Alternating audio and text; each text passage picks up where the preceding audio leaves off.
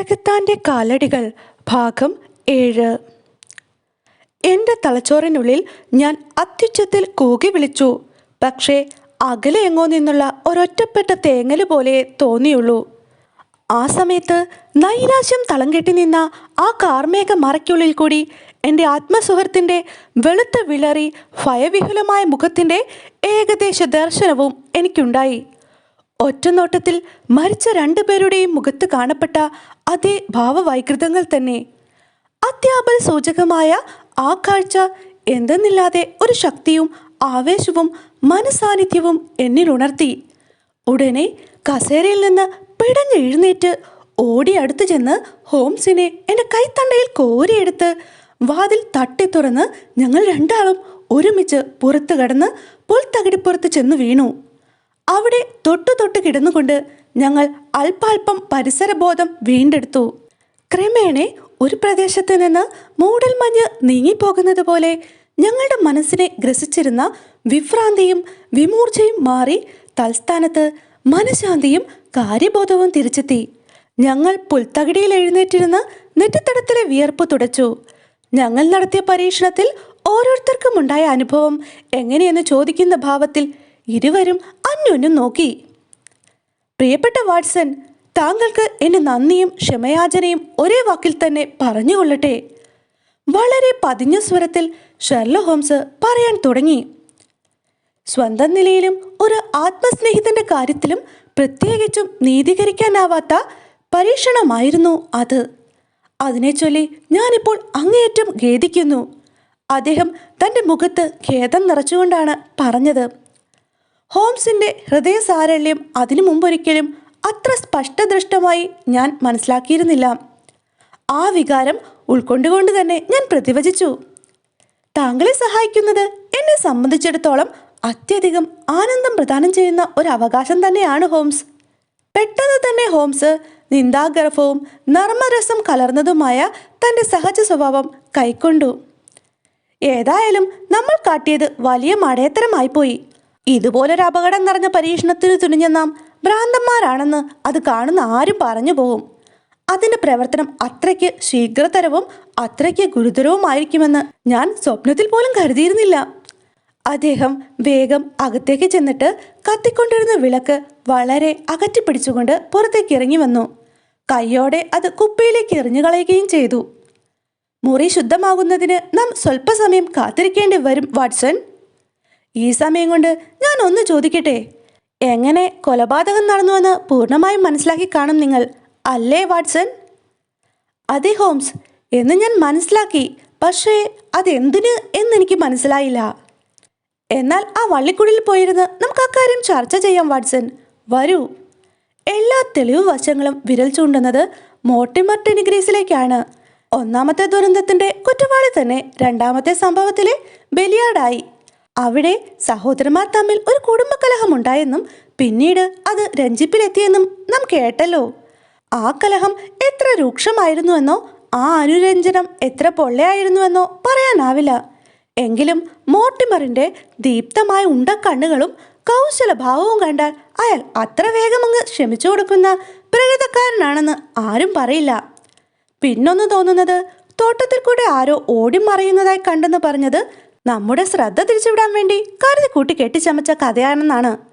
അതുപോലെ തന്നെ അയാൾ പോകാൻ നേരത്ത് ആ വിഷവസ്തു തീയിലേക്ക് എറിഞ്ഞിട്ട് പോയിരിക്കുമെന്നാണ് ഞാൻ അനുമാനിക്കുന്നത്. അയാളല്ലെങ്കിൽ പിന്നെ ആരാണത് ചെയ്തിരിക്കുക? അയാൾ പോയ ഉടനെ തന്നെ വേറെ ആരെങ്കിലും വന്നിരുന്നുവെങ്കിൽ കുടുംബാംഗങ്ങൾ ആ ഇരിപ്പിൽ നിന്ന് തീർച്ചയായും എഴുന്നേറ്റ് മാറുമായിരുന്നു. മാത്രമല്ല, ഈ കോൺവാൾ പ്രദേശത്ത് രാത്രി 10 മണിക്ക് ശേഷം സന്ദർശകർ വരുന്ന പതിവുമില്ല. ഈ പരിതസ്ഥിതിയിൽ മോർട്ടിമർ തന്നെയാണ് കുറ്റവാളിയെന്ന് തീർച്ചപ്പെടുത്തുന്നതിൽ അപാകതയുണ്ടെന്ന് എനിക്ക് തോന്നുന്നില്ല. അപ്പോൾ അയാളുടെ മരണകാരണം ആത്മഹത്യയാണോ ഹോംസ്? മോർട്ടിമറിൻ്റെ മരണകാരണത്തെക്കുറിച്ച് കൂടുതലായി പറയാൻ പറ്റുന്ന ഒരാൾ നമ്മളെ കാണാൻ വരും. ആ പ്രതീക്ഷയിലാണ് ഞാൻ ഇരിക്കുന്നത്. മിക്കവാറും ഇന്ന് വൈകുന്നേരം തന്നെ അയാളിൽ നിന്ന് നേരിട്ട് തന്നെ വസ്തുതകൾ ഗ്രഹിക്കാൻ കഴിഞ്ഞേക്കുമെന്ന് എനിക്ക് തോന്നുന്നു. ഇത്രയും പറഞ്ഞപ്പോഴേക്കും ആ ആഫ്രിക്കൻ ദേശസഞ്ചാരി ഡോക്ടർ സ്റ്റെയിൻഡിലിൻ്റെ ഗംഭീര രൂപം ഞങ്ങളുടെ ഉദ്യാനപാതയിൽ ദൃശ്യമായി. പടിവാതിൽ തുറക്കുന്ന ശബ്ദം കേട്ടപ്പോഴേ ഹോംസ് പറഞ്ഞു, ആ, ഞാൻ പറഞ്ഞ ആൾ നേരത്തെ എത്തിയല്ലോ. അതിഥിയെ ഞങ്ങളിരുന്ന വള്ളിക്കുടലിലേക്ക് ക്ഷണിച്ചുകൊണ്ട് എൻ്റെ സ്നേഹിതൻ തുടർന്നു. അകത്തെ കൊച്ചുമുറിയിൽ വെച്ച് ഞങ്ങളൊരു രാസപരീക്ഷണം നടത്തുകയായിരുന്നു. അതുകൊണ്ടാണ് കേട്ടോ പുറത്തിരിക്കുന്നത്. ഞങ്ങളിരുന്നിടത്തേക്ക് കടന്നു വന്ന് ആഗതൻ പറഞ്ഞു. നിങ്ങളുടെ കത്ത് 1 മണിക്കൂർ മുമ്പാണ് എനിക്ക് കിട്ടിയത്. ഉടനെ ഞാനിങ്ങോട്ട് പോന്നു. എന്തിനാണ് എന്നെ വിളിച്ചതെന്ന് എനിക്കിപ്പോഴും അറിഞ്ഞുകൂടാ ഹോംസ്. ഒരുപക്ഷെ ഇവിടെ വെച്ച് നമുക്കത് വിശദമാക്കാം, ഹോംസ് പ്രതിവചിച്ചു.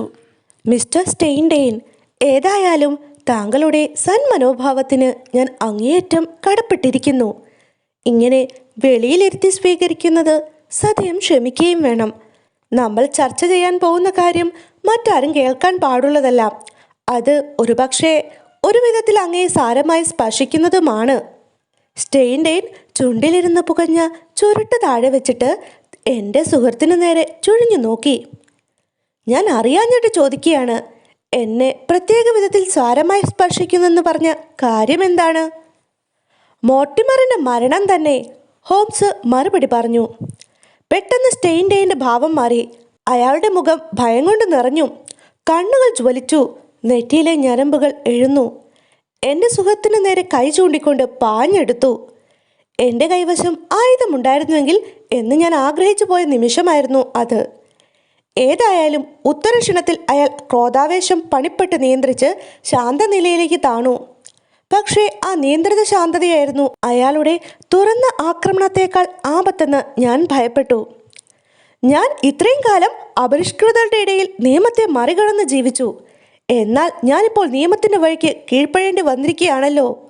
ഏതായാലും ഹോംസ്, ഒരു കാര്യം മറക്കരുത്, നിങ്ങളെ ദ്രോഹിക്കണമെന്ന് ലേശം പോലും എനിക്ക് ആഗ്രഹമില്ല. എനിക്കും താങ്കളെ ദ്രോഹിക്കണമെന്ന് ഒരാഗ്രഹവും ഇല്ല സ്റ്റെയിൻഡെയിൻ. അതിനുള്ള ഏറ്റവും നല്ല തെളിവ്, എനിക്ക് കാര്യങ്ങൾ അറിയാമായിരുന്നിട്ടും ഞാൻ പോലീസിനെ അറിയിക്കാതെ താങ്കളെ തന്നെ നേരിട്ടറിയിച്ചത് തന്നെ. സ്റ്റെയിൻഡെയിൻ കിതച്ചുകൊണ്ട് മനസ്സിടിഞ്ഞ ഭാവത്തിൽ തളർന്നുപോയി. ഒരു വേള അയാളുടെ സാഹസ ജീവിതത്തിൽ ആദ്യത്തെ അനുഭവമായിരിക്കാം അത്. ഹോംസ് നിശബ്ദനായി ശാന്തനായി അയാളുടെ മുഖത്തേക്ക് ഉറ്റുനോക്കിക്കൊണ്ടിരുന്നു. ഞങ്ങളുടെ സന്ദർശകനാകട്ടെ ഒരു നിമിഷം വിക്കിയും മൂളിയും അസ്വസ്ഥതയോടെ കൈവിരലുകൾ ഞൊടിച്ചും കൊണ്ട് ഇരുന്നു. ഒടുവിൽ അദ്ദേഹം ചോദിച്ചു, നിങ്ങൾ എന്ത് വിചാരിക്കുന്നു ഹോംസ്?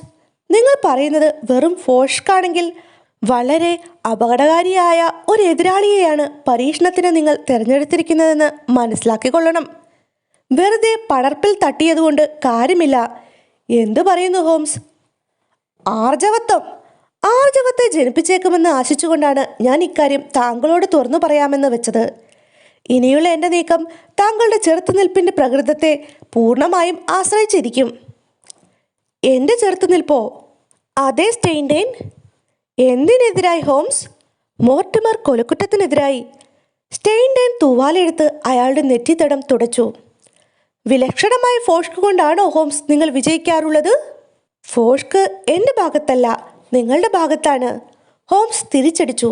അതിന് തെളിവായി എൻ്റെ നിഗമനങ്ങളുടെ ചില അടിസ്ഥാന വസ്തുതകൾ ഞാനിവിടെ വെളിപ്പെടുത്താം. നിങ്ങളുടെ സാധന സാമഗ്രികൾ ഒട്ടുമുക്കാലും ആഫ്രിക്കയിലേക്ക് അയച്ചിട്ട് പ്ലിമത്ത് ഹോട്ടലിൽ നിന്ന് നിങ്ങൾ തിരിച്ചു പോകുന്നതിൽ നിന്ന് ഈ നാടകത്തിലെ പ്രധാന വില്ലനാണ് നിങ്ങളെന്ന് ഞാൻ ആദ്യം തന്നെ ഊഹിച്ചു. ഞാൻ തിരിച്ചു പോന്നത്?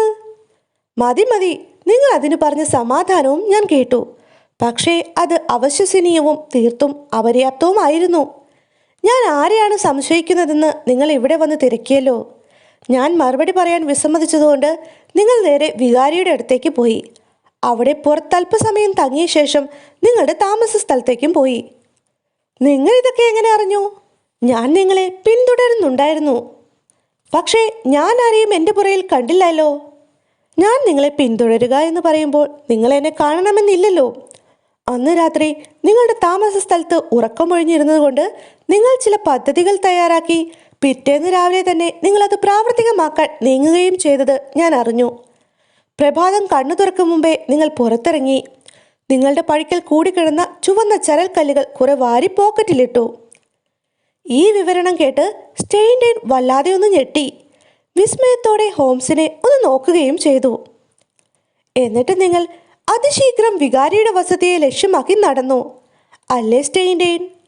ആ സമയത്ത് നിങ്ങൾ ധരിച്ചിരുന്നത് ഇപ്പോൾ ധരിച്ചിരുന്ന അതേ ജോഡി പാദരക്ഷകൾ തന്നെയായിരുന്നുവെന്നും ഞാൻ ഓർമ്മിക്കുന്നു. നിങ്ങൾ ആ വസതിയുടെ കായ്കറി തോട്ടത്തിലൂടെ നടന്ന് മോർട്ടിമറുടെ കിടപ്പുമുറിയുടെ നേരെയുള്ള ജനാലക്കൽ ചെന്ന് നിന്നു. അപ്പോൾ ആകാശത്ത് വെള്ള വീശിയിരുന്നുവെങ്കിലും അവിടെ ആരും ഉണർന്നിരുന്നില്ല. നിങ്ങൾ വളരെ തിടുക്കത്തിൽ കീശയിൽ സൂക്ഷിച്ചിരുന്ന ചരൽ വാരിയെടുത്ത് മുകളിലത്തെ ജനൽ ലക്ഷ്യമാക്കി എറിഞ്ഞു. ഇത് കേട്ട് സ്റ്റെയിൻഡെയിൻ അറിയാതെ ചാടി എണീറ്റ് പോയി. നിങ്ങളൊരു ചെകുത്താൻ തന്നെ, സംശയമില്ല, സ്റ്റെയിൻഡെയിൻ വിളിച്ചു കൂവി. ആ നിന്ദാസ്തുതി കേട്ട് ഹോംസ് പുഞ്ചിരി തൂകി. എന്നിട്ട് അദ്ദേഹം വിവരണം തുടർന്നു. 2-3 തവണ എറിഞ്ഞു കഴിഞ്ഞപ്പോൾ മോർട്ടിമർ ജനലിങ്കൽ വന്ന് നിന്നു. താഴെ വരാൻ നിങ്ങൾ മോർട്ടിമറിനോട് ആംഗ്യം കാണിച്ചു. അയാൾ പെട്ടെന്ന് വസ്ത്രം വാരി വലിച്ചുടുത്തുകൊണ്ട് താഴത്തെ ഇരിപ്പുമുറിയിൽ വന്നു. ജനലിൽ കൂടി നിങ്ങളും അകത്ത് കടന്നു. അവിടെ ഹ്രസ്വ സംഭാഷണം നടന്നു. അതിനിടയ്ക്ക് നിങ്ങൾ മുറിയുടെ അങ്ങോട്ടും ഇങ്ങോട്ടും ചുറ്റിയടിച്ചു നടന്നു. എന്നിട്ട് നിങ്ങൾ പുറത്ത് കടന്ന ശേഷം ജനൽ അടച്ചു കളഞ്ഞു. അകത്ത് എന്ത് സംഭവിക്കുന്നുവെന്നറിയാൻ വേണ്ടി പുറത്തെ പുൽത്തകിടിയിൽ ചുരുട്ടും കത്തിച്ച് കാത്തു നിൽക്കുകയും ചെയ്തു. മോർട്ടിമർ മരിച്ചു കഴിഞ്ഞുവെന്ന് ഉറപ്പായപ്പോൾ വന്ന വഴിക്ക് തന്നെ നിങ്ങൾ മടങ്ങിപ്പോവുകയും ചെയ്തു. ഇനി ഞാൻ ചോദിക്കട്ടെ, ഡോക്ടർ സ്റ്റെയിൻഡെയിൻ, ഈ പ്രവൃത്തിയെ നിങ്ങൾ എങ്ങനെ ന്യായീകരിക്കുന്നു? ഇതിൻ്റെ പിന്നിലെ പ്രേരകശക്തി എന്തായിരുന്നു? നിങ്ങൾ ഇതിൽ നിന്ന് വഴുതി മാറുകയോ ഇതിനെ അവഗണിക്കുകയോ ചെയ്താൽ ഞാൻ ഉറപ്പായി പറയുന്നു, ഈ കേസ് ഇങ്ങനെ വരാത്തവണ്ണം എന്നേക്കുമായി എൻ്റെ കയ്യിൽ നിന്ന് വിട്ടുപോകും, തീർച്ച. ഹോംസിന്റെ ഈ വാക്കുകൾ കേട്ടപ്പോൾ ഞങ്ങളുടെ സന്ദർശകന്റെ മുഖം മ്ലാനമായി. താണുപോയ തല കൈകളിൽ താങ്ങിക്കൊണ്ട് കുറേ നേരം ചിന്തയിലാണ്ടിരുന്നു. ഒടുവിൽ പെട്ടെന്ന് ഒരു ഉൾപ്രേരണയാൽ എന്ന വണ്ണം കുപ്പായ കേശയിൽ നിന്ന് ഒരു ഫോട്ടോ വലിച്ചെടുത്ത് ഞങ്ങളുടെ മുമ്പിലേക്കിട്ടു. ഇവൾക്ക് വേണ്ടിയാണ് ഞാനത് ചെയ്തത്.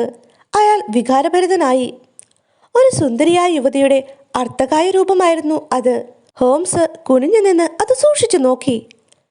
ഇത് ബ്രെണ്ട ടെനിഗ്രീസ് ആണല്ലോ. അധികം ആശ്ചര്യപ്പെട്ടു. അതെ, ബ്രെണ്ട തന്നെ. വർഷങ്ങളായി ഞങ്ങൾ പ്രേമബദ്ധരായിരുന്നു. ആളുകൾ വിസ്മയം കൂറിയ എൻ്റെ ഇവിടുത്തെ ഏകാന്തവാസത്തിൻ്റെ രഹസ്യവും ഇത് തന്നെ. ലോകത്തിലേക്കും എനിക്ക് പ്രിയങ്കരിയായിരുന്ന അവളുടെ സാമീപ്യം അത്രമാത്രം ഞാൻ വിലമതിച്ചിരുന്നു. പക്ഷേ അവളെ എനിക്ക് നിയമപ്രകാരം വിവാഹം ചെയ്യാൻ നിർവാഹമില്ലായിരുന്നു. കാരണം എനിക്ക് നേരത്തെ ഒരു ഭാര്യയുണ്ടായിരുന്നു. അവൾ എന്നെ വിട്ടുപോയിട്ട് വർഷങ്ങളായെങ്കിലും ഇംഗ്ലണ്ടിലെ നശിച്ച നിയമവ്യവസ്ഥ പ്രകാരം വിവാഹമോചനത്തിന് ഞാൻ ഇനിയും കാത്തിരിക്കണം. അങ്ങനെ ബ്രെണ്ടായും ഞാനും കാത്തിരുന്നു. ഇത്രയും പറഞ്ഞു കഴിഞ്ഞപ്പോൾ അയാളുടെ തൊണ്ട ഇടറി. സങ്കടം സഹിക്കാഞ്ഞ് വിങ്ങിപ്പൊട്ടി. വളരെ പണിപ്പെട്ട് സമനില വീണ്ടെടുത്തുകൊണ്ട് അയാൾ തുടർന്നു. ഇതെല്ലാം വികാരിക്കറിയാം. അദ്ദേഹത്തെ ഞങ്ങൾക്ക് വിശ്വാസമായിരുന്നു. അതുകൊണ്ടാണ് അദ്ദേഹം എനിക്ക് കമ്പിയടിച്ചതും ഞാൻ തിരിച്ചു വന്നതും. എൻ്റെ പ്രിയപ്പെട്ടവർക്ക് അത്തരമൊരു ദുസ്ഥിതി വന്നു എന്നറിഞ്ഞപ്പോൾ ആഫ്രിക്ക യാത്രയും പെട്ടിപെട്ടകങ്ങളും എനിക്ക് പ്രശ്നമല്ലാതായി. വിവരണത്തിന് അല്പം ഒരു വിരാമം കണ്ടപ്പോൾ ഹോംസ് സംഭാഷണം തുടരുവാൻ പ്രോത്സാഹിപ്പിച്ചു. ഡോക്ടർ സ്റ്റെയിൻഡെയിൻ ഗൗരവപൂർവ്വം കീശയിൽ നിന്ന് ഒരു കടലാസ് പൊതി പുറത്തെടുത്തു. അതിൻ്റെ ഒരു വശത്ത് റാഡിക്സ് പെഡിക്സ് ഡയബോളി എന്ന പേരും വിഷം എന്ന ലേബലും ഉണ്ടായിരുന്നു. ആ സാധനം എൻ്റെ നേരെ നീക്കി വെച്ചിട്ട് സ്റ്റെയിൻഡെയിൻ ചോദിച്ചു, നിങ്ങൾ ഡോക്ടറാണല്ലോ, ഈ സാധനത്തെപ്പറ്റി നിങ്ങൾ കേട്ടിട്ടുണ്ടോ? ചെകുത്താൻ്റെ കാലടികൾ. ഇല്ല, ഞാനൊരിക്കലും കേട്ടിട്ടില്ല. ഞാൻ മറുപടി പറഞ്ഞു. ഡോക്ടർ, നിങ്ങളുടെ തൊഴിൽപരമായ അറിവിൻ്റെ കുറവ് കണ്ടല്ല. ബുധായിലെ പരീക്ഷണശാലയിൽ ഒരു മാതൃകയുള്ളതല്ലാതെ യൂറോപ്പിലെങ്ങും ഈ സാധനം കണി കാണാൻ കിട്ടില്ല. ഔഷധ പ്രമാണ ഗ്രന്ഥത്തിലോ വിഷവൈദ്യശാസ്ത്രത്തിലോ ഇത് കാണില്ല. ഈ വേരിന് പകുതി മനുഷ്യൻ്റെ പാദത്തിൻ്റെയും പകുതി കോലാടിൻ്റെ പാദത്തിൻ്റെയും രൂപമാണ്. അതുകൊണ്ടാണ് സസ്യശാസ്ത്ര പ്രചാരകനായ ഒരു മിഷനറി ഇതിന് വിചിത്രമായ ഈ പേര് നൽകിയത്. മനുഷ്യരെ കഷ്ടപ്പെടുത്താൻ പശ്ചിമാഫ്രിക്കയിലെ ചില ജില്ലകളിൽ ഈ വിഷം രഹസ്യമായി പ്രയോഗിക്കാറുമുണ്ട്. ഉംബാഗി പ്രദേശത്ത് നിന്ന് വളരെ അസാധാരണമായ സാഹചര്യത്തിലാണ് ഈ അപൂർവ വസ്തു ഞാൻ കൈക്കലാക്കിയത്. ഇത്രയും പറഞ്ഞിട്ട് സ്റ്റെയിൻഡെയിൻ പൊതിയഴിച്ച് ചുവന്ന ഒരു തരം പൊടി ഞങ്ങളെ കാണിച്ചു. എന്നിട്ടോ? ഹോംസ് ജിജ്ഞാസാഭരിതനായി. സംഭവിച്ചതെല്ലാം ഒന്നൊന്നായി ഞാൻ പറയാൻ പോവുകയാണ് മിസ്റ്റർ ഹോംസ്. നിങ്ങൾ കുറേയൊക്കെ അറിഞ്ഞ സ്ഥിതിക്ക് മുഴുവനായും നിങ്ങളെ അറിയിക്കാനാണ് എനിക്ക് താല്പര്യം. മോർട്ടിമർ കുടുംബവുമായുള്ള എൻ്റെ അടുപ്പത്തെപ്പറ്റി ഞാൻ നേരത്തെ വിവരിച്ചുവല്ലോ. സഹോദരിയോടുള്ള പ്രേമത്തിൻ്റെ പേരിൽ സഹോദരന്മാരോടും ഞാൻ സ്നേഹത്തിലായി. ഈ മോർട്ടിമറും മറ്റു കുടുംബാംഗങ്ങളും തമ്മിൽ പണസംബന്ധമായ ശണ്ടയുണ്ടായതിൻ്റെ ഫലമായി ഈ മനുഷ്യൻ കുടുംബത്തിൽ നിന്ന് വളരെ അകന്നുപോയി. ആ വിരോധം പിന്നീട് രഞ്ജിപ്പിലെത്തിയെന്നാണ് കരുതപ്പെട്ടിരുന്നത്. ഞാൻ ഏതായാലും മറ്റു സഹോദരന്മാരോട് എന്നതുപോലെ ഈ മോർട്ടിമറുമായും ഇടപെട്ടു പോന്നു. ഈ മനുഷ്യൻ തന്ത്രശാലിയും കുടിലചിത്തനുമായ വിദ്വാനാണെന്ന് എനിക്ക് സംശയമുണ്ടായിരുന്നു. എങ്കിലും അയാളുമായി ഏറ്റുമുട്ടലിന് തക്കതായതൊന്നും ഉണ്ടായതുമില്ല. ഇങ്ങനെയിരിക്കെ 2 ആഴ്ച മുമ്പ് ഒരു ദിവസം അയാൾ എൻ്റെ താമസ സ്ഥലത്ത് വന്നു. ആഫ്രിക്കയിൽ നിന്ന് കൊണ്ടുവന്ന ചില കൗതുക വസ്തുക്കൾ ഞാൻ അയാളെ കാണിച്ചു. അക്കൂട്ടത്തിൽ ഈ പൊടിയും ഉണ്ടായിരുന്നു. പൊടിയുടെ അസാധാരണമായ ശക്തിയെക്കുറിച്ച് ഞാൻ അയാളോട് പറഞ്ഞു. അത് തലച്ചോറിനെ എങ്ങനെ ഉണർത്തുമെന്നും ഭയവികാരങ്ങളെ നിയന്ത്രിക്കുന്ന സിരകളെ എപ്രകാരം ബാധിക്കുമെന്നും മരണമോ ഭ്രാന്തോ ആയിരിക്കും അതിൻ്റെ അനന്തരഫലമെന്നും മറ്റും ഞാൻ വിശദീകരിച്ചു കൊടുത്തു. അതിനുശേഷം എങ്ങനെയാണെന്നറിയില്ല, എൻ്റെ കണ്ണ് വെട്ടിച്ച് അയാൾ അതിൽ നിന്നും സ്വല്പം കൈക്കലാക്കി. അതിൻ്റെ പ്രയോഗരീതിയെക്കുറിച്ചും അത് ഫലിക്കാൻ വേണ്ടി വരുന്ന സമയത്തെക്കുറിച്ചുമെല്ലാം അയാൾ കിള്ളിക്കിഴിച്ച് ചോദിച്ചത് ഞാൻ ഇപ്പോഴും ഓർക്കുന്നു. പക്ഷേ അയാൾക്ക് ഇങ്ങനെയൊരു ദുരുദ്ദേശമുണ്ടാവുമെന്ന് ഞാൻ സ്വപ്നത്തിൽ പോലും കരുതിയിരുന്നില്ല. ഈ ദുരന്ത വാർത്ത എനിക്ക് കിട്ടും മുമ്പേ ഞാൻ കടൽ കടന്ന് പോയിക്കൊള്ളുമെന്നും അങ്ങനെ ആഫ്രിക്കൻ വനാന്തരങ്ങളിലെങ്ങോ വർഷങ്ങൾ ചെലവഴിച്ചു കൊള്ളുമെന്നും അയാൾ വിചാരിച്ചു. പക്ഷേ വികാരിയുടെ കമ്പി അനുസരിച്ച് ഞാൻ തിരിച്ചു വന്നപ്പോൾ എനിക്ക് സ്ഥിതിഗതികൾ ഊഹിക്കാൻ കഴിഞ്ഞു. ഇതും ആ ചൂർണപ്രയോഗം തന്നെയാണെന്ന് ഞാൻ തീരുമാനിച്ചു. ഇതിനിടയ്ക്കാണ് ഞാൻ നിങ്ങളുമായി കൂടിക്കാഴ്ച നടത്തിയത്. പക്ഷേ അതുകൊണ്ട് ഫലമൊന്നും ഉണ്ടായില്ല. ഏതായാലും മോർട്ടിമർ തന്നെയാണ് ഈ ദുരന്തത്തിന് ഉത്തരവാദി എന്ന എൻ്റെ പൂർവ്വ നിശ്ചയത്തിന് ഇളക്കമൊന്നും ഉണ്ടായില്ല. അയാൾ തന്നെ സ്വന്തം കൂടപ്പിറപ്പുകളുടെ മേൽ ആ മാരക വിഷം പ്രയോഗിച്ചു. സംശയമില്ല, പണത്തിനു വേണ്ടിയായിരിക്കണം. അല്ലെങ്കിൽ സഹോദരങ്ങൾക്ക് ഭ്രാന്ത് പിടിച്ചാൽ കുടുംബസ്വത്തിൻ്റെ മുഴുവൻ കൈകാര്യകർത്തൃത്വം കിട്ടുമല്ലോ എന്ന് ആശിച്ചിരിക്കാം. എന്തു തന്നെയായാലും അയാൾ കുറ്റക്കാരനാണ്. അതിനുള്ള ശിക്ഷയും അയാൾക്ക് തന്നെ കിട്ടണം എന്ന് ഞാൻ ചിന്തിച്ചു. പക്ഷേ എന്ത് ശിക്ഷ? കോടതിയെ സമീപിച്ചാലോ അതിന് തെളിവ് വേണ്ടേ? എന്തു വന്നാലും എനിക്ക് പിന്മാറാൻ സാധ്യമല്ല. എൻ്റെ അന്തരാത്മാവ് പ്രതികാരത്തിനായി നിലവിളിച്ചു. എരിപെരി കൊണ്ടു. നിയമത്തിനതീതമായിട്ടാണ് ജീവിതത്തിൽ ഒട്ടുമുക്കാലും ഞാൻ കഴിച്ചുകൂട്ടിയതെന്ന് നേരത്തെ പറഞ്ഞുവല്ലോ. ഒടുവിൽ സ്വന്തമായി നിയമം കയ്യിലെടുക്കുവാൻ തന്നെ നിശ്ചയിച്ചു. അയാൾ മറ്റുള്ളവർക്ക് വരുത്തി തീർത്ത ദുരന്തം അയാൾക്കും തിരിച്ചു കൊടുക്കാമെന്ന് ഞാൻ ഉറച്ചു. എൻ്റെ കൈകൊണ്ട് തന്നെ ആ നീതി നിർവഹിക്കുമെന്നും ഞാൻ ദൃഢനിശ്ചയം ചെയ്തു. അങ്ങനെ അത് സംഭവിച്ചു. ഈ നിമിഷത്തിൽ ഇംഗ്ലണ്ട് മുഴുവൻ നോക്കിയാലും എന്നെപ്പോലെ സ്വന്തം ജീവന് ഒരു വിലയും കൽപ്പിക്കാത്ത മറ്റൊരു മനുഷ്യനെ നിങ്ങൾക്ക് കാണുകയില്ല. എനിക്ക് പറയാനുള്ളത് മുഴുവൻ ഞാൻ പറഞ്ഞു കഴിഞ്ഞു. ഇനിയുള്ളതെല്ലാം നിങ്ങൾ പറഞ്ഞതുപോലെ തന്നെ. നിദ്രാരഹിതനായി രാത്രി കഴിച്ചുകൂട്ടിയ ശേഷം വെളുപ്പിനെ ഞാൻ ഇറങ്ങിത്തിരിച്ചു. അയാളെ വിളിച്ചുണർത്താനുള്ള പ്രയാസം ഒഴിവാക്കാനായി കുറെ ചരൽക്കല്ലും കരുതിയിരുന്നു. അത് കിടപ്പുമുറിയുടെ ജനലിനെ ലക്ഷ്യമാക്കി വാരിയെറിഞ്ഞു. അയാൾ ഞാൻ വിളിച്ച പ്രകാരം താഴെ ഇരിപ്പുമുറിയിൽ വന്നു. ജനലിൽ കൂടി ഞാനും അകത്ത് കടന്നു. ഞാൻ ഒരേ സമയം വിധികർത്താവായിട്ടും വിധി നടപ്പുകാരനായിട്ടും വന്നിരിക്കുകയാണെന്ന് അയാളോട് പറഞ്ഞു. എൻ്റെ റിവോൾവറിന് കീഴെ മരവിച്ച മട്ടിൽ അയാൾ കസേരയിൽ കൂനിക്കൂടിയിരുന്നു. ഞാൻ വിളക്ക് തെളിയിച്ചു. അതിനു മീതെ പൊടി വിതറുകയും ചെയ്തു. എന്നിട്ട് ജനലിന് പുറത്തിറങ്ങി തോക്ക് ചൂണ്ടിക്കൊണ്ട് ഒരേ നിൽപ്പ് നിന്നു. ആ മുറിയിൽ നിന്നെങ്ങാനും വഴുതി മാറിയാൽ ചുട്ടുകളയുമെന്ന് സൂചനയോടെ. പക്ഷേ ഒന്നും വേണ്ടി വന്നില്ല. 5 നിമിഷങ്ങൾക്കകം എല്ലാം കഴിഞ്ഞു. ആ ദുഷ്ടന്റെ അന്ത്യം സംഭവിച്ചു. എനിക്കൊരലിവും തോന്നിയില്ല. എൻ്റെ ഹൃദയം അപ്പോഴും തീച്ചട്ടി പോലെ രോഷാഗ്നിയിൽ കത്തിക്കാളുകയായിരുന്നു. നിഷ്കളങ്കിയായ എൻ്റെ ഓമനയോട് ആ നീചൻ അനുവർത്തിച്ച ക്രൂരതയുടെ ഓർമ്മ എന്നെ ഞാനല്ലാതാക്കി തീർത്തു. എൻ്റെ പ്രതികാരത്തിൻ്റെ കഥ ഇവിടെ അവസാനിക്കുന്നു മിസ്റ്റർ ഹോംസ്. ഞാൻ പൂർണ്ണമായും നിങ്ങളുടെ കൈകളിലാണ്. നിങ്ങൾക്ക് എൻ്റെ പേരിൽ എന്ത് നടപടിയും സ്വീകരിക്കാം. എനിക്ക് മരണത്തെക്കുറിച്ച് ഒരു തരിമ്പും പേടിയുമില്ല. ഹോംസ് കുറേ നേരം നിശബ്ദനായിരുന്നു. നിങ്ങളുടെ അടുത്ത പദ്ധതി എന്താണ്? ഒടുവിൽ അദ്ദേഹം സ്റ്റെയിൻഡെയിനോട് ചോദിച്ചു. മധ്യാഫ്രിക്കയിൽ ചെന്ന് പറ്റണമെന്നാണ് ഞാൻ ഉദ്ദേശിക്കുന്നത്. എൻ്റെ അവിടുത്തെ ജോലി പകുതിയേ ആയിട്ടുള്ളൂ. എന്നാൽ വേഗം പോയി മറ്റേ പാതിയും കൂടി ചെയ്ത് ജോലി പൂർത്തിയാക്കിക്കൊള്ളുക. ഞാനൊരു വിധത്തിലും നിങ്ങളെ തടയാൻ ഒരുക്കമല്ല, ഹോംസ് ഒരു കുലീന മന്ദഹാസത്തോടെ പ്രസ്താവിച്ചു. ഡോക്ടർ സ്റ്റെയിൻഡെയിൻ സാവധാനം എഴുന്നേറ്റ് ആദരപൂർവ്വം തല കുനിച്ച് നന്ദിയും കടപ്പാടും പ്രകടിപ്പിച്ച ശേഷം ആശ്വാസ നിശ്വാസത്തോടെ ആ വള്ളിക്കുടലിൽ നിന്നും പുറത്തേക്കിറങ്ങി.